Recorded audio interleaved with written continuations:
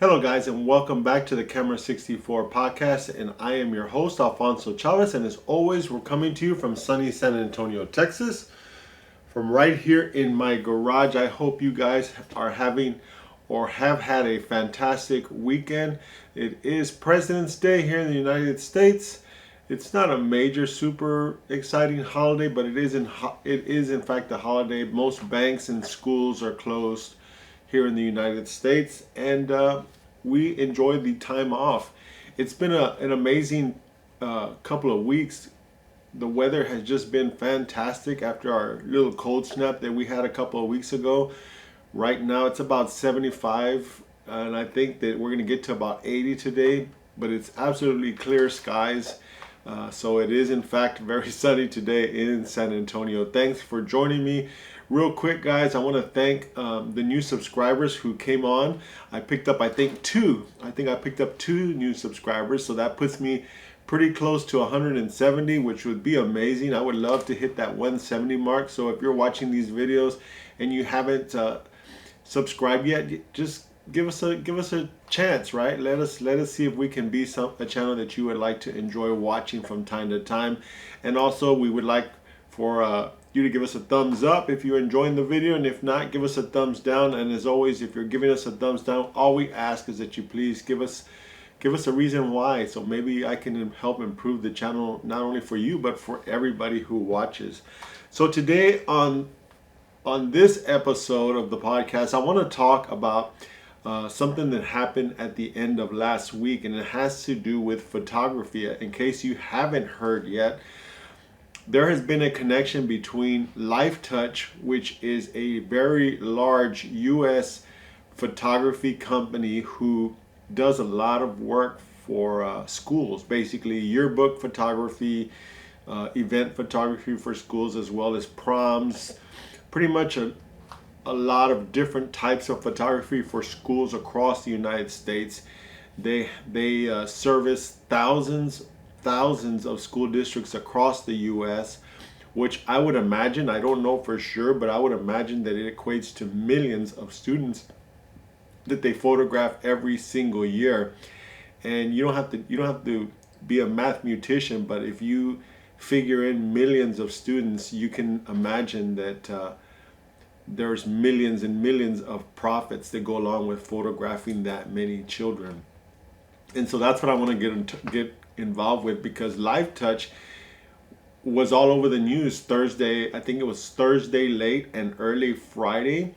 And because I work at a school district, right, we started receiving phone calls, and I didn't really know what was going on. But the question was, do we use LifeTouch? Is LifeTouch our contracted photographer for our school district?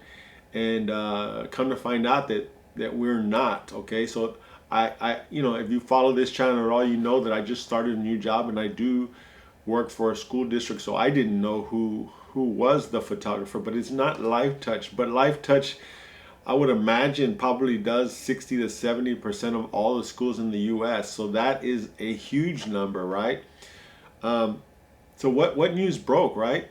Well, the news is that there was a somehow connection between LifeTouch and the Epstein files. And my first thought was, OMG, right? How could that possibly be worse for any photographer, whether it's a small, gung-ho like myself, or a big company like LifeTouch, to be somehow associated with the Epstein files? Well, a little bit of digging, a little bit of research, you come to find out that there's no actual genuine connection between the two. There's actually only an association that Epstein had with the co-creator of the company, in which has multiple companies underneath it. It's kind of the umbrella. He was one of the people that co-founded the umbrella company that houses a whole nest of companies underneath it. One of them is the most famous, of course. If you're a photographer, you know that would be, hold on, give me a second, Shutterfly, which, that's where you can order books and photo materials, prints and other stuff, canvases. Well, Shutterfly bought out Lifetouch a few years back. I want to say it's 2019 if I remember right. And so there was no direct connection, right? This is just a gentleman who was the co-founder to the company that now has it in its holdings, Shutterfly as well as Lifetouch. So there's no real, point A to point B connection between these guys. It's kind of a fuzzy line where there's a whole bunch of people in between. But just the fact that Mr. Leon Black, see, I'm going to read it right from here. It says Leon Black, the former CEO and co-founder of Apollo Management Group, is named in the Epstein file documents due to his past financial dealings with Epstein, which they assumed, but they're not for sure, was related to tax and real estate plannings. So Black actually left the Apollo Group in 2021, so he hasn't had a connection with them for almost 5 years or over 5 years at this point. So Lifetouch was immediately came out and said, "Hey, we have no connections with this guy anymore. We haven't had any connections with this guy." And in fact, when he was still with the company, in a productive role, right? Still, I mean, in a productive role with Apollo Global Management, he still didn't have direct connections.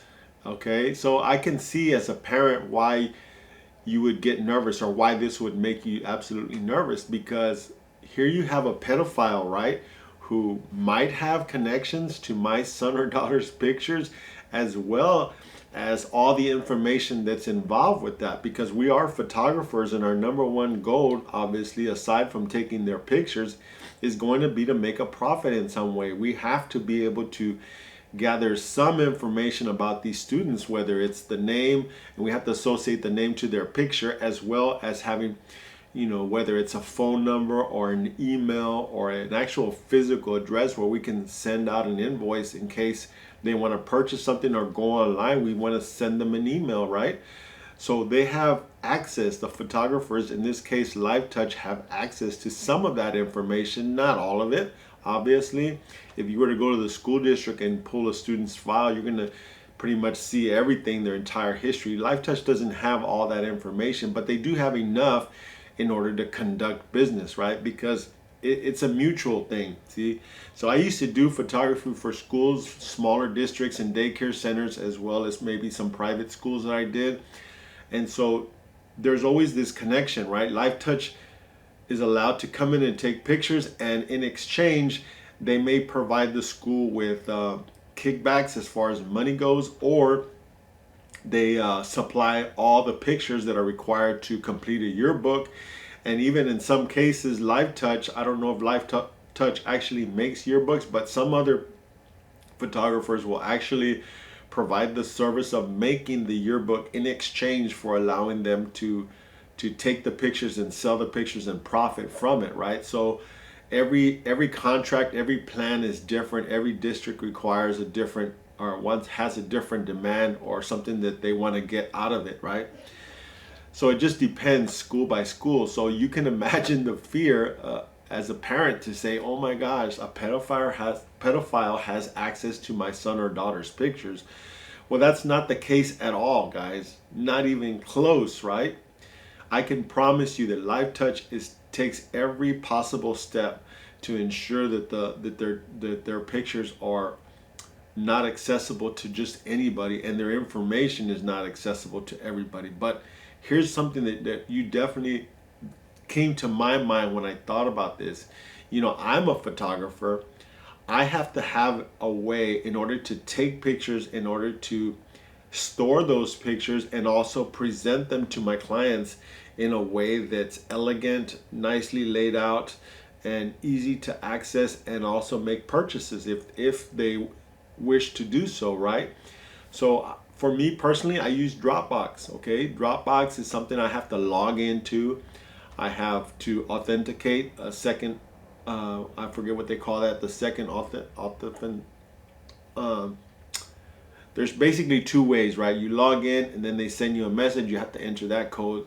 So So they're doing everything that they can in their power to ensure that nobody can access my Dropbox account. Well, that's where all my backup takes place, is at Dropbox for the short term. So I might take pictures of somebody this year, and it might be 3 or 4 years from now, and it still can be in Dropbox. Now, if somebody were to somehow be able to hack my Dropbox account, they would have access to all the information, right? I have contracts in there, I've got pictures in there, I've got other information about the clients that I serve, right? So this is not a problem that's unique to LifeTouch.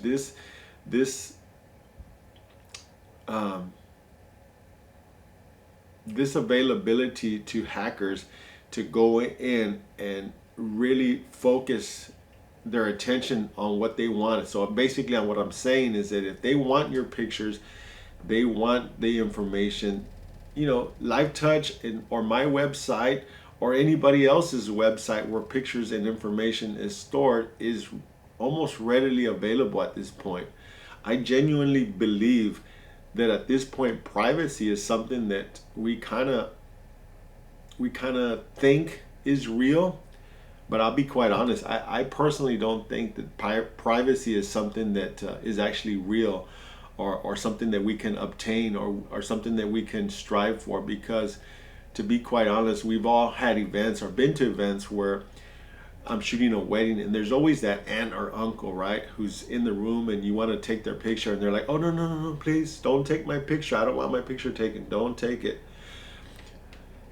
I don't like being photographed. But maybe in the 70s and 80s that might have been a thing where you're not going to have your picture circulated. But let's be honest, guys, if your kids go to school, there's cameras throughout that school. If you go to a store, whether it's a grocery store, whether you're buying clothes, whether you're going to go to a restaurant, all these locations have cameras everywhere, right? They have cameras at the front, they got cameras on the inside, they have overhead cameras to watch their own employees in the back, they have overhead cameras on the registers. So, I mean, just think about it. Are we actually really secure? Is our picture secure? Can we somehow ensure that we're not going to find ourselves on a website somewhere, or video of us walking into a local restaurant? Is there any way that we can with certainty say, hey, I don't want that to happen, and in fact keep that from happening? I don't think that's the case anymore, right? I don't believe that that's even remotely possible anymore. For us to think that somehow privacy is, oh, I'm private and I want to maintain my privacy, I don't think that really exists anymore. So what am I trying to say, right? What I'm trying to say is that, sure, there may have been a connection between them at some point, although it's a very weak connection. I think of it more as an acquaintance, right? Somebody that I walked past in a hall and I've never talked to them, never met them. We're just crossing in the wind. I think that's really what this is, but I think it's been blown up way out of proportion. But the fact is that now LifeTouch name is tarnished, guys. No matter what happens next, I think the damage has already been done. The fact that I was at a school and having to answer phone calls at one school, can you imagine all the schools over the entire US? How many calls were taken about LifeTouch and the Epstein files? We have schools here in Texas, because I took a little bit of time to look into this, is that we had several huge districts here in Texas, mind you, that's where I'm at, who just completely canceled. Now, I don't know why they're taking pictures so late in the year, but they essentially canceled all their connections mid-year. That's a huge undertaking, because that changes everything. Like I said at the beginning of this video, it changes where they get their pictures from. It changes the yearbook staffing, how they're gonna make the yearbook. It changes how events are covered for some of their events. Okay, because LifeTouch covers some of that stuff. Their prom, they have to find a new prom photographer. So there's a lot of changes going on, and this is I would not be surprised. I mean, the news just broke Thursday. It's Monday. So it hasn't even been a full 7 days. I would imagine that at this point, Lifetouch has lost millions of dollars just in a few days. And the sad part is that it may not ever come back. So if I was a shareholder or a partial owner or somewhere along that line, something that relates to my money within Lifetouch, definitely this is not a good time for them, and I would be upset. And the thing is that there's really nobody to blame here other than a news story, right? Or a quote unquote connection, which in my opinion, like I said, is more of an association. So why am I talking about this? Why did I decide to talk about this? And the reason why is because, unfortunately, I want Lifetouch to succeed, guys. Despite this scandal, I want them to continue forward. I want Strawberry, and I want what are some of the other ones? I'm drawing blank, but all those companies, all those photography companies, we need them to succeed, guys. We need them to continue forward because, as a photographer myself, we're in a battle right now that I genuinely feel that we're losing, guys. And that's the battle for profitability in our business.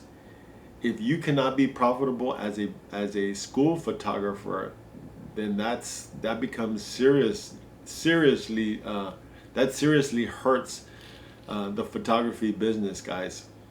Because if you've been a photographer for any amount of time, you know that right now it's very difficult to find work. I'm a seasoned photographer, and I'm finding it to be very difficult to find a job that pays anywhere decent. And we're talking about minimum wage here, guys. Minimum wage.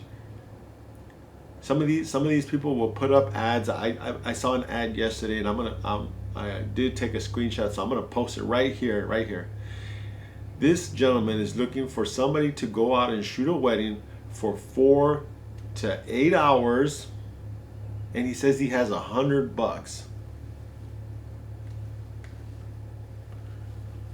$100? Are you kidding me? Who in their right mind would go shoot a wedding, a 4-hour wedding, for $100? A 4-hour wedding equates to about 30 hours worth of work from start to finish. Who would work 30 hours for $100? Like the young kids would say, make it make sense. That makes absolutely 0 sense, guys. 0 cents. Why in the world? And there was over 100 comments. Me, I'm free. I can do it. I'd love to do it. Yeah, sign me up. I'm gonna bring my $1,000 camera, my $1,000 lens, and my $1,000 lighting setup to do your wedding. Or maybe I'm wrong, right? Maybe they're gonna show up with their little. I don't know. I don't know.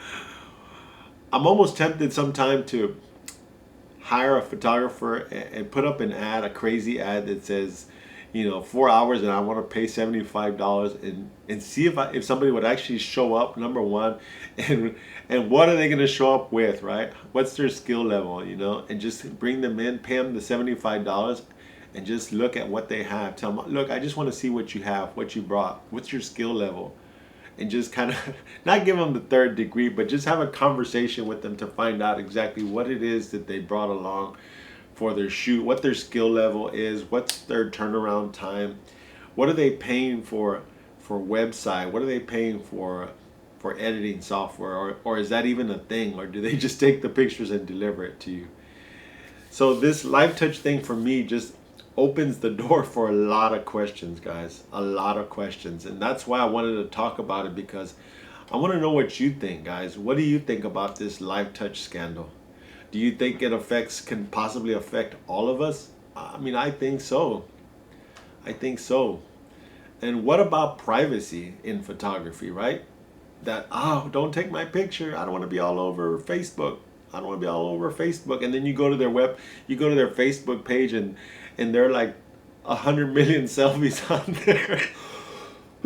We've all had that one young lady where we can't get her to smile, and you go to her Facebook and she's smiling all over the place. We've all had that client, guys. Oh, I don't get it. Make it make sense, like the young folks say. But that's been my video, guys. I do want to hear if you have a different opinion of mine, or if you agree with mine. Let me know in the comments. But go down to the comments, leave me what you think about it. Let me know if I'm way off base. Privacy actually can be withheld, and show me or tell me why. Tell me why you think privacy is still a thing, because I don't think it is. And so that's why I think live touch, well, not necessarily should get off the hook here, but we should think twice about. Parents should really sit down and be real with themselves, because I really don't think that privacy can be withheld anymore. I think it's just a ghost in our past, I think, at this point. But that's been my show for today, guys. If you made it this far, please give me a thumbs up. If you did not like it, give me a thumbs down, but please share why you think that our channel is just not a right fit for you, or you just like watching bad videos, right? If your opinion is I'm making bad videos. But either way, guys, that's been my show. And like I said, I just want to say this last thing. I do want Live Touch to succeed. I want them to get a pass, despite the fact that I don't think they did anything wrong. I do want them to get a pass, and hopefully people as parents of the kids, as well as the school districts, realize that there really is nothing wrong going on here, because I want Live Touch to succeed. That's really what I want, guys. But till next time, guys, get out, take some pictures. It is President's Day, so take your wife out. I know most people are, or most of the people I know are off today. So take your wife to dinner, take a walk around. Maybe I'll hit the Riverwalk today. Who knows? We'll see. But take care, and we'll catch you in the next video. Bye-bye.